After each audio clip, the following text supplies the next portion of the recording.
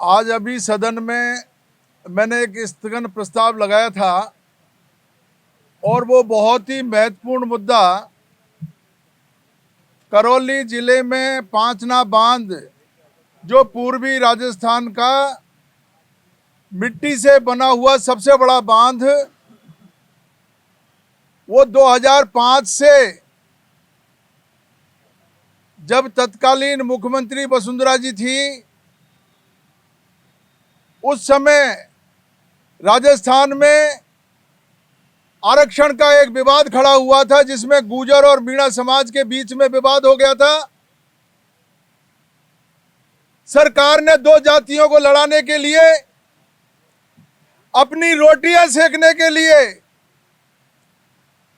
जो बांध किसानों के हित में बना, जिससे 40,000 बीघा जमीन की सिंचाई होनी थी, हो रही थी लगातार। 10,000 हेक्टेयर जमीन के किसान जिसका लाभ ले रहे थे, तत्कालीन बीजेपी सरकार और तत्कालीन मुख्यमंत्री वसुंधरा जी के समय उस बांध को षड्यंत्र पूर्वक उसको बंद किया, जो आज तक भी लगातार बंद है। मैंने स्थगन प्रस्ताव के माध्यम से मेरी बात रखी, किसानों की बात रखी। जो किसान अपनी जमीन में होकर के, जिन लोगों ने नहरों के लिए जमीन दी, जिनको नहरों का कोई मुआवजा नहीं मिला, उसके बाद में इस उम्मीद के साथ वो लोग बैठे हुए थे कि पांचना बांध का पानी हमको मिलेगा, हमारी जो खेती की भूमि है उसमें हमको सिंचाई का लाभ मिलेगा। लेकिन मुझे दुख है इस बात का कि आज 20 साल के बाद में भी बांध को नहीं खोला जा रहा। और अभी का बजट मैंने देखा, उस बजट में जो बांध का कमांड क्षेत्र है, वो कमांड क्षेत्र से बाहर जाकर के 50 करोड़ रुपए सरकार ने स्वीकृत किए हैं।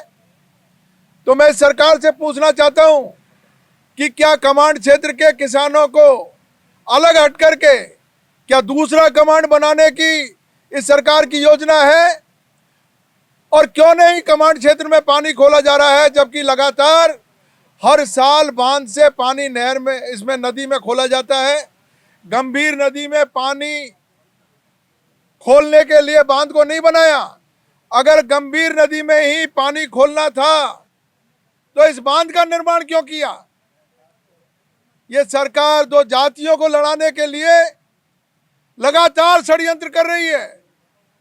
अब नॉन कमांड में जो 50 करोड़ रुपए स्वीकृत किए हैं, वो कमांड और नॉन कमांड को झगड़ा कराने के लिए स्वीकृत किए हैं। ये सरकारें क्या चाह रही है, मेरी समझ में से बाहर है। जिस सरकार को किसानों के हित में काम करना था, जो बड़ी बड़ी बातें कर रही है, ईआरसीपी और पीकेसी की बात कर रही है। एक बहुत बड़ा वर्ग जो है डूंगरी बांध को लेकर के सरकार से बार बार मांग ये कर रहा है कि डूंगरी बांध का आप स्पष्टीकरण दीजिए। आपकी डीपीआर क्या है? आप कितने लेवल पे बांध बनाना चाहते हो? कितने गांव के लोगों को नुकसान होगा? सरकार की तरफ से आज तक भी कोई स्पष्टीकरण नहीं दिया। इसी तरीके से पांचना बांध के बारे में भी सरकार कोई स्पष्टीकरण नहीं दे रही है। मैं आपके माध्यम से सरकार से ये मांग करना चाहता हूं कि सरकार इस पर संज्ञान ले और जो किसान, जो कमांड एरिया के किसान हैं, वो कमांड एरिया के किसानों को उनका हक, जिनका कमांड में जिनकी जमीन है, उनको उनका हक मिलना चाहिए। स्थगन प्रस्ताव के माध्यम से मैंने सरकार से ये मांग की है। धन्यवाद।